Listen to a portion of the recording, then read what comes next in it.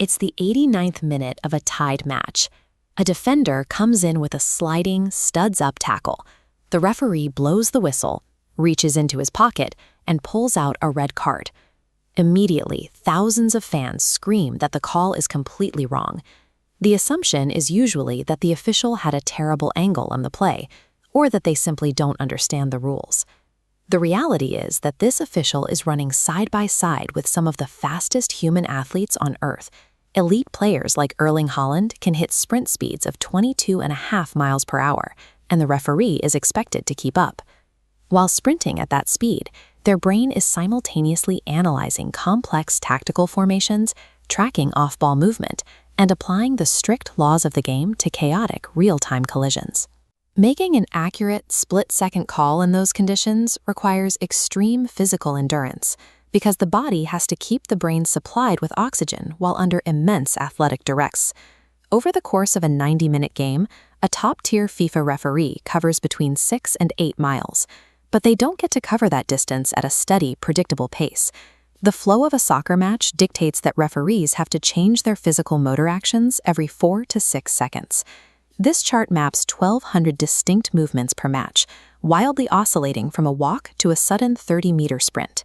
These intermittent sprints force the referee's heart rate to repeatedly spike between 85 and 97% of its absolute maximum. When the body hits that extreme threshold, it enters anaerobic fatigue.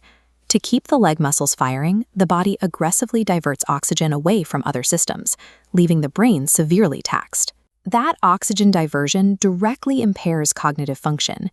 Reaction times slow down, and the mental clarity required to distinguish a malicious foul from a theatrical dive begins to blur.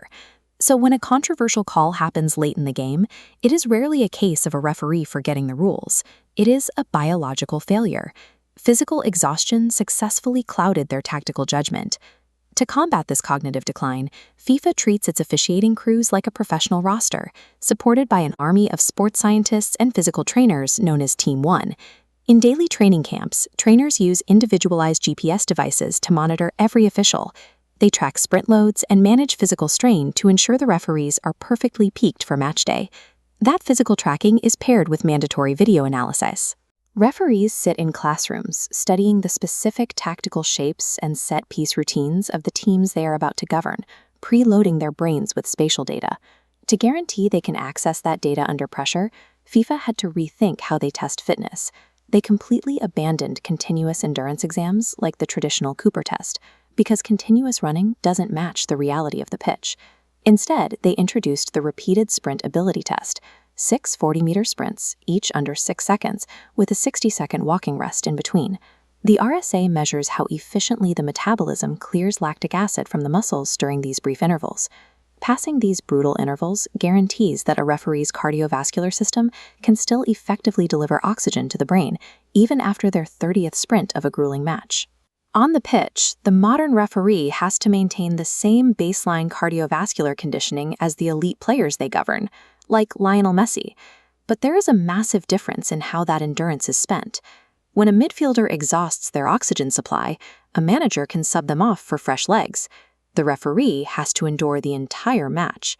In the closing minutes of a game, physiological fatigue hits its absolute peak, right as the stakes for accurate tactical decisions become the highest. Sustaining that effort requires extensive infrastructure. Referees have dedicated sports psychologists on standby, on-site physiotherapists, and specialized recovery rooms to rebuild their bodies between matches. They operate together as a unified, highly trained athletic squad, perfectly synced to manage the chaos happening around them.